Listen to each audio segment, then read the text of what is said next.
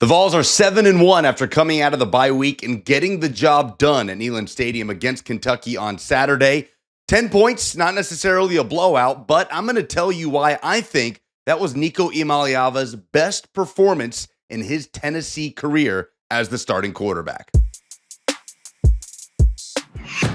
Hey, it's Lucas Panzica from 104.5 The Zone and A to Z Sports. So at halftime, there were shades of the same old story for Tennessee. Bit of a slow start on offense. Didn't get shut out in the first half for the fourth straight game, but down 10-7 at the break. And at the end of the day, Tennessee beats Kentucky by 10. They don't necessarily rack up the style points for the College Football Playoff Committee, and Nico Iamaleava finishes 28 of 38 for 292 yards, 1 touchdown, and no turnovers. Now, at surface level, you look at that stat line and say, not a bad day for Nico Iamaleava. He didn't light the world on fire, and he certainly did not play his worst football. But I think that was actually Nico's best performance of his Tennessee career, and here's why. 3 different plays. One in the first quarter. Tennessee on the Kentucky 48-yard line, down 7-0, facing a second down. Nico throws a perfect long ball down the right sideline. It drops straight into Chris Brazel's hands in the end zone. He goes to ground and can't control it throughout the course of the catch. Incomplete. Tennessee with a quick run play on third down. Nico chased out of the pocket, and they were forced to punt it away.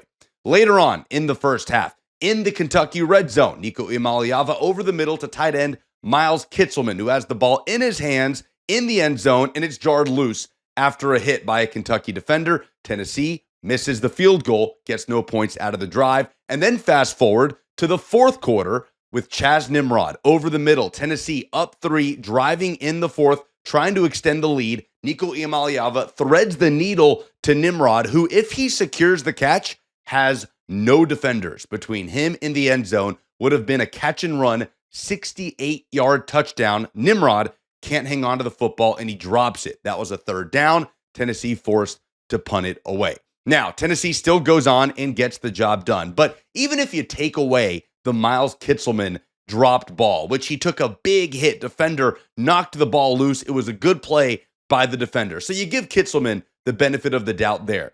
Going back to 2 stone-cold drops by Chris Brazel in the first quarter and Chaz Nimrod in the fourth quarter, if you add those up, Tennessee would have put over 40 points on the board. Nico Iamaleava would have finished the game 30 of 38 for over 400 yards and 3 touchdowns. It would have been the first 400-yard game of his Tennessee career, and the Vols would have run Kentucky out of the building like we talked about them needing to do last week. Now, Josh Heupel was very complimentary of Nico Iamaleava in the post-game press conference. He talked about the offense just needing to put everything together. But this time around, it was not about Nico making overthrows or throwing interceptions. His receivers did not help him in a couple of big moments. Nico wasn't perfect. He had 1 or 2 misplaced balls, had 1 interceptable ball in the third quarter that was dropped by a Kentucky defender. But for the most part, if Chris Brazel and Chaz Nimrod can just catch the football, we're talking about a 400-yard,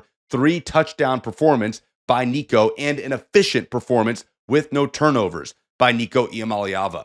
It goes to show you just how close this offense is to putting it all together. They are on the cusp from breaking loose at the tail end of this season. Now they got to put together and get it done, and we'll see if they can break it open against Mississippi State. But Tennessee fans have got to like what they saw from Nico Iamaleava coming out of the bye week Saturday against Kentucky in what I think was his best performance as a Vol.